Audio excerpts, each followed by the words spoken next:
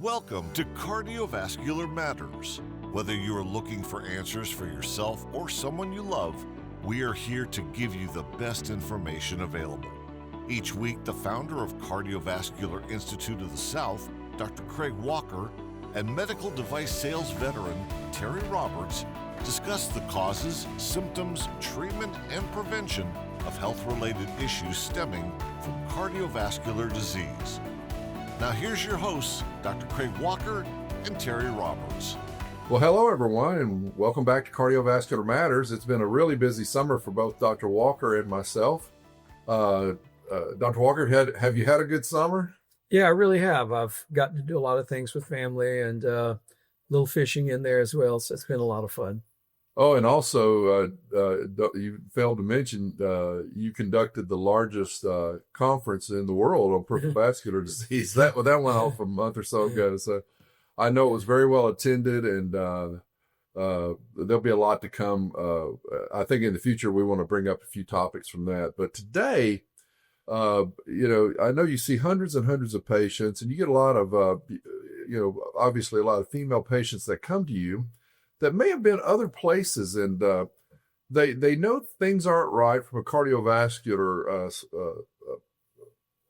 point of view. I mean, they just know that they're having some issues, they're having some symptoms. They go in, and they're basically told they're anxious, and I don't want to use the word, but crazy, but they just, it's all in their mind.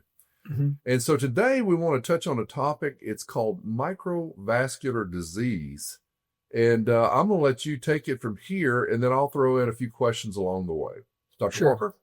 Sure, Terry. And I think your introduction is exactly right because, in the past, the American Heart Association was looking into why is it women by angiography have less epicardial coronary artery disease, or in other words, the arteries that we see when we do an angiogram.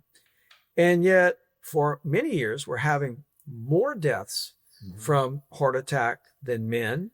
In the last decade, again, men have surpassed women, but just slightly. But it is still the leading cause of death in women. And it's almost the same as it is in men. Yet, our historic tools, treadmills, angiograms, really did not look at anything but epicardial disease for the most part. Now, it's important to understand why microvascular disease matters. So if one thinks of a tree, there is the main trunk of a tree and then the major limbs. Mm-hmm. And those are the things that we can assess with an angiogram. We can see those fairly easily. If there's a blockage, we can put a stent in. But as that tree goes further out, we have smaller and smaller branches down to twigs, all the way out to the really tiny branches that supply all of the leaves throughout the tree. Now, when I speak of microvascular disease, I'm speaking not of that main trunk of the tree or of the big vessels, but the ones that we just simply don't see angiographically. Now, the reason this becomes important is because this can also result in heart muscle starving for blood. Why is that? Well, if all of the small vessels or all of the small twigs of the tree weren't working, then those leaves wouldn't do well. Well, it's a little different thing in the heart, of course, but what happens is with atherosclerosis, which is what we have always thought causes almost all heart attacks, and that is still the prevailing thought. But with atherosclerosis, our body starts to deposit fat initially in the blood vessels. And over time, some scar tissue occurs, other things accumulate. These fats, we call those lipids, build up in the vessel wall. And often, these might on their own rupture or pop, almost like a pimple, if you would, that when it fills up with material and comes under pressure. Now, normally, if that happens, the body's able to heal that. Typically, some of the clotting factors, things we call platelets, adhere, and ultimately over time, that area heals and there's continued flow via that vessel all the way out to all of the individual muscle cells of the heart. Now, also, if we develop a blockage slowly over time in a big vessel, sometimes even if that vessel totally occludes, 100% blocks, the body will have had enough time to develop what we call collateral blood flow. Collateral blood flow means other vessels connect in a different manner. They may connect to small branches of that other vessel and fill it backwards over time. Right. And that's what collateral blood vessels are. And with collateral blood vessels, often no muscle at all dies, even though the vessel has shut down, because the body's had enough time to adapt and make these connections that we call collateral blood vessels. Well, that's not true as much with microvascular disease. There may be little or no visible epicardial disease, or the big vessels that we look at and that we see easily angiographically, or it may just be minor disease. We may see something that's lumpy, bumpy, but we're thinking it doesn't obstruct flow. However, the flow rate in general out to those twigs, if you would, if we're talking about a tree, or out to the individual muscle cells, is slower. And whenever we slow blood flow in a vessel, it is more prone to clotting. And if it suddenly clots and that vessel has not given the body enough time to develop collateral blood vessels, that can be a big problem, because that muscle may all go on to die. And so when we develop a heart attack, starting with a vessel that is not severely blocked in the first place, often the amount of muscle that dies is much more than a blockage that has come on slowly.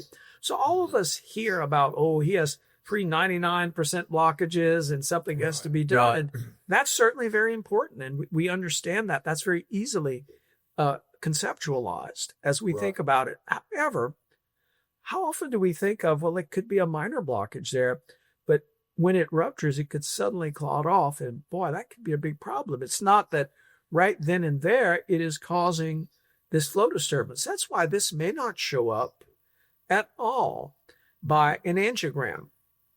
Now, with a test that we could do called IFR, and where we look at blood flow, sometimes we can detect that angiographically. But in today's world, I think probably the best test of all to evaluate that is a relatively non-invasive test.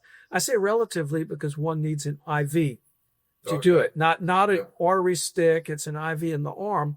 But I think the best test in today's world to detect microvascular disease is a PET, which stands for positron emission tomography, CT study. A PET CT study, or PET CTA we call it, determines, it looks to see is any one big wall of the heart starving, but it also determines myocardial flow reserve.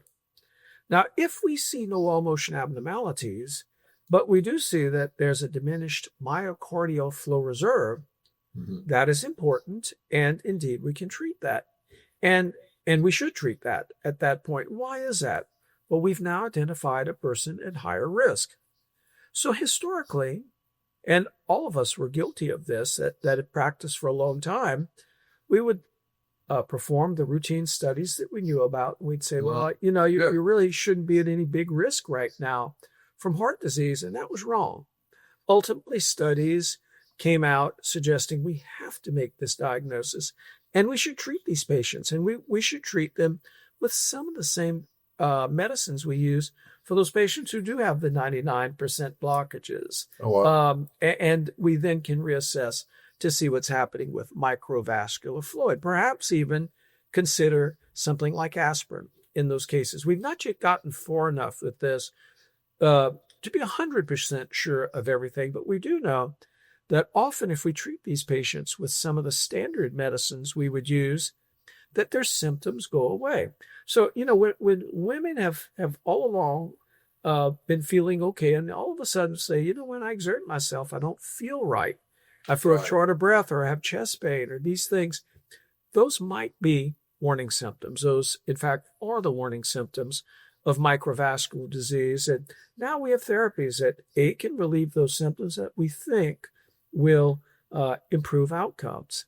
Mm-hmm. Now, this is a common enough disease, because half of all of our patients, at least, are women, that the American Heart Association created something called the Daisy Questionnaire. Mm-hmm. If one goes to the website of the American Heart Association, there's a questionnaire associated there. Now, I will caution, there are people with microvascular disease, indeed, who do not have all of those questions positive. But, this is a process that I think women should pay attention to. In particular, I must also mention some men have microvascular disease, but it's far more prevalent in women. Mm-hmm. And reading the Daisy Questionnaire may help and give one an idea. But I think it may explain for the first time why women have similar rates of heart attacks and why it remains the leading cause of death in women, despite the fact when we would do angiograms, often their angiograms did not show that kind of alarming disease that I've mentioned with 99% blockages or things such as that. Mm-hmm. Interesting. Well, a couple questions that came to mind. You mentioned, hey, it's not invasive procedure. And it's truthfully not.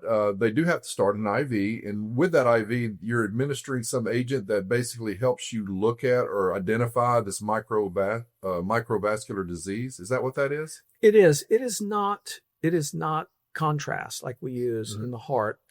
It's a medicine that we use. It's a nuclear medicine agent.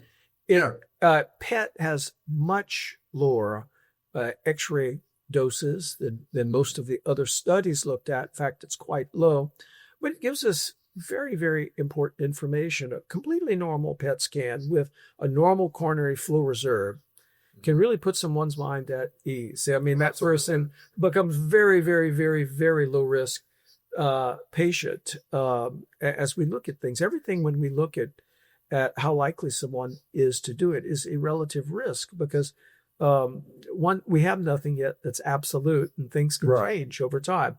However, it's about the closest thing we have, in my opinion, at this time to giving us the best idea of if someone is at risk or not. And it really helps guide therapy. And, often those bigger vessels that I've mentioned before that, may have big blockages, often we may do a standard angiogram and may not see it. But if a PET has said one area of the heart seems to be starving for blood, maybe we'll take 2 or 3 extra views that are not typical views that we would use. And all of a sudden, we will find one of those tight blockages as well. So this has become an integral part of my practice, and something that has allowed me to help a lot of people who've come to me with chest pain, that people, have been told, they've been through angiograms, they've been told that everything's okay. And the vast majority of those we can treat just with medicines with relief. But some of those we actually do have to put stents or other things. Another question. I mean, if I'm sitting here as a patient, I'm thinking, well, what typically how long does it take to perform a PET CTA? How long is that procedure? Well, the IV is started and the room is ready to about 20 minutes on the average. Oh, wow. Yeah. It's not a particularly long study. It's if one's claustrophobic, sometimes we will give them just a little mild anxiolytic tablet on the tongue, something mild. It has more room, and your head is now out of the machine. So unlike PETs, where your head may be immersed and you can't see anything, it's not a terribly uncomfortable procedure. I've had it myself. You're right. And so I think it's usually very well tolerated. Oh yeah. I've had an MRI and several of them, and you can't get through life without getting an MRI if you played sports or. That's right. Or continue to try to play sports, but that's interesting. I mean, it makes all the sense in the world, and I mean, I spent decades in the space, and I've been in thousands upon thousands upon thousands of angiograms. And you're right. I mean, you see people that come in, men that have these just incredibly, just textbook blockages and lesions that, anybody could identify. And we can tackle those and fix those with stents and other devices. And then yet you might have a woman come in, coronaries look normal, yet they're having these issues. And it makes perfect sense, Craig. It's the downstream, the stuff that you can't see with the current technology, but the PET CTA can see that. So what a great technology. For sure it is, Terry.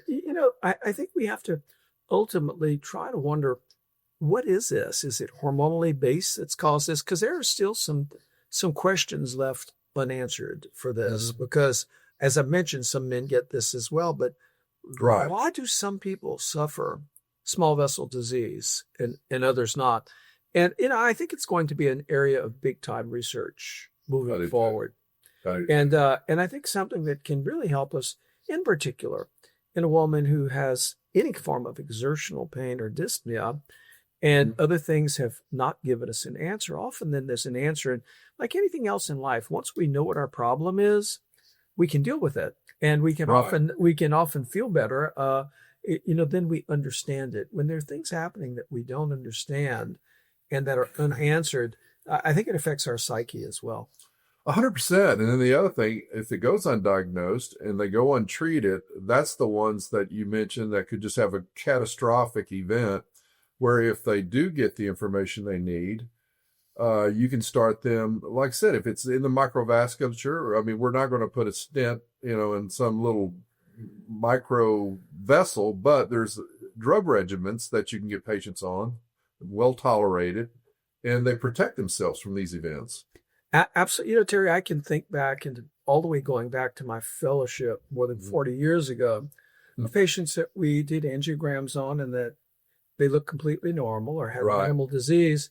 And, 4 or 5 months later, boom, these people were having heart attacks, and it made no sense, because, historically we thought of this as a slow build-up process. Oh, yeah. Now we know that a 30% blockage can ulcerate and then become a heart attack. In fact, we know that many heart attacks, in fact, some would say most heart attacks occur from blockages that are less than 50%.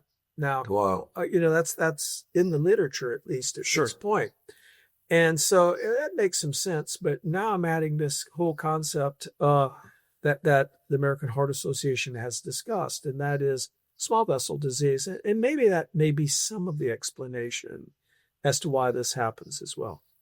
Excellent. Well, the goal of the podcast, again, is to give family members and loved ones more information. This is purely for an educational purposes.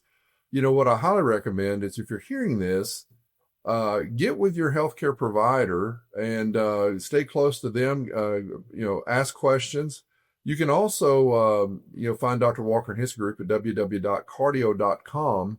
Very easy to schedule an appointment and to get the help that you do need. So once again, Dr. Walker, thank you so much for shining some light on this. It's very interesting. I mean, you think about it with the women versus the men on this side. Women sort of get the short end of the stick here because often their presentation at an angiogram may not be as impressive as a man, yet they could be in big, big trouble. So, you bet, Terry. They still outlive us, but we want to keep them healthy regardless. That's right. About that. I love that. All right. Well, thanks everyone for tuning in, and be sure and like and follow us. Also, subscriptions are free, so click that button. We greatly appreciate it. And thanks. We'll see you soon. Thanks for listening, and please subscribe, like, and share this podcast with your friends and family. Join us next week for new topics and answers with Dr. Craig Walker and Terry Roberts on Cardiovascular Matters.